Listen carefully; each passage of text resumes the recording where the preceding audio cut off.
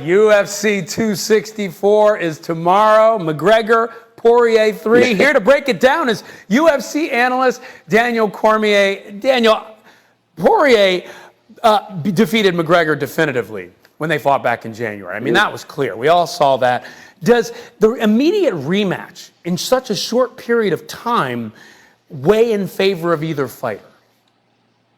You know, I think that Conor wanted the rematch so fast because his ego tells him, I got to get that one back, right? There's no time for me to go back in the lab and fix everything. So I think that it maybe gives Dustin a bit of an advantage because how much can you change whenever you've just fought the guy very recently? Yeah, it's a good point. I mean, it's like you come right back, you can get it done, maybe it helps you. So I also think about this. Saturday's fight's going to be in sold-out T-Mobile Arena. Vegas crowds have historically been pro-Conor McGregor. So does this major change in atmosphere give McGregor an advantage? I think so. Listen, Dustin Poirier has said he'd rather it be just him and Conor, no fans. And you saw that at the press conference. People love Conor McGregor. And because they love him so much, it does nothing but rile him up. It gives him energy. Dustin wants the intimate fight. He wants him versus Conor, mano a mano, and that's it, right? He wants just two guys fighting for the title, fighting for the right to say that I'm the best man. Everything else doesn't matter, right? He doesn't want to have 20,000 fans yelling, screaming, throwing things at him. Back in Fight Island, it was very few fans. It wasn't a normal Conor McGregor crowd, and he understands that benefited him, and he wants that again. Okay, now Daniel, you took part in one of the greatest trilogies of all time, not just in UFC, but just in all time of fighting with Stipe Miocic. I heard you say once something really interesting. You said, no, it's okay. I heard you say once that in a piece that you voiced that there are no secrets in that third fight. So what's the mindset of a fighter going into that third fight? Oh, it's hard because you think that you've done everything to ensure that you're ready. You've done everything to make sure that you have all the answers to the puzzle that is your opponent. But when you get in there, he always has something that's a little bit different. But I really do believe that. I believe that by the time that third fight comes, you are so well versed in what your opponent can do that it doesn't really matter, right? It's going to be who has the better fight on that night, and that's it. Okay, so I won't put you on the spot and ask you who wins, but who do you think has the edge?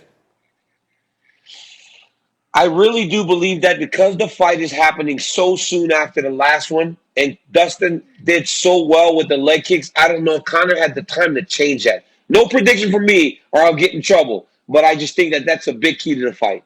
Okay, there you have it, Daniel Cormier. So great to talk to you, my friend. Can't wait to see the fight this weekend. My man.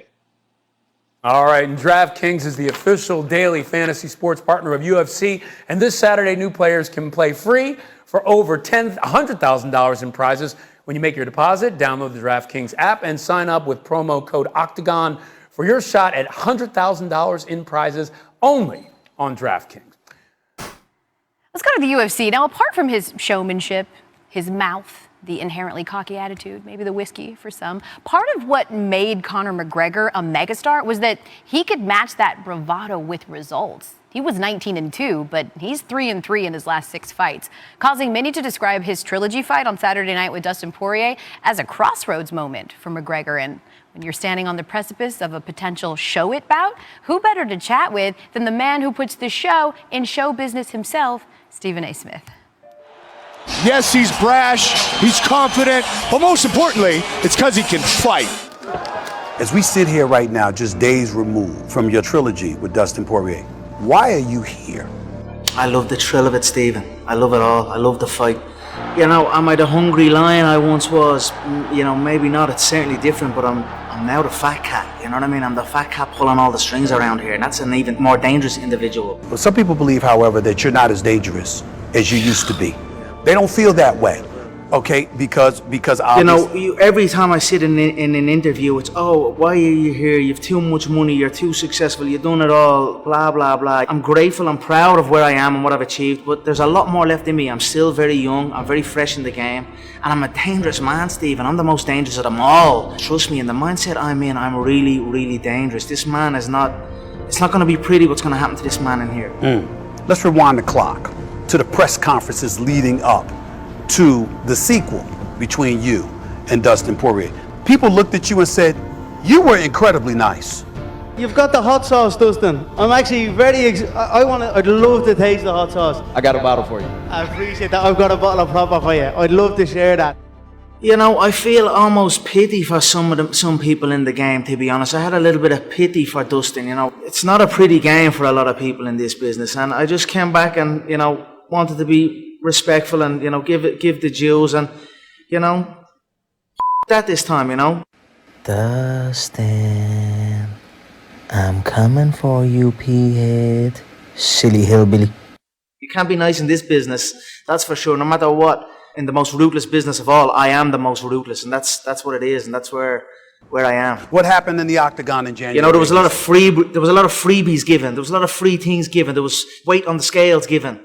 There were shots in the octagon given. There was plugs and support given. There's nothing free given this time. Everything is getting took, and that's the mindset here.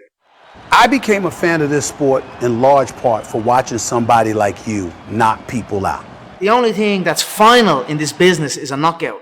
All the other the decisions, the taps, all that means nothing to me. I'm coming to take a man's head off, and that's it. You know what I mean? I was aiming to put a few holes in his head the last time. Now I'm going to put a few holes in his head and send it into the bleachers. What about somebody that looks at Conor McGregor and said, excuse me, sir, that just happened to you? What do you say to them about that? Yeah, well, here we go again. I'm back. What's the difference between Conor McGregor that won in 2014 to Dustin and the Conor McGregor that lost in 2021? You know, relishing in, I'm accomplished, I've done it all, I've got rid of that, you know what I mean? How did you get rid of it? Up here, just told myself, just went back in time, you know what I mean? Not even back in time, sure, I lost. It happened.